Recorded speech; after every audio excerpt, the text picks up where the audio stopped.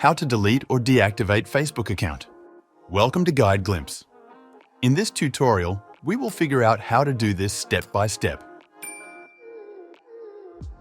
1. Click on your profile icon in the upper right corner, click Settings and Privacy Settings.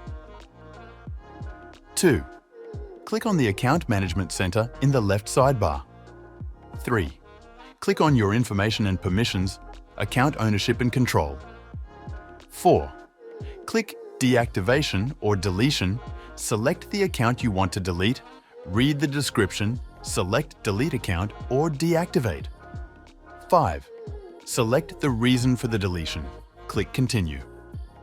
6.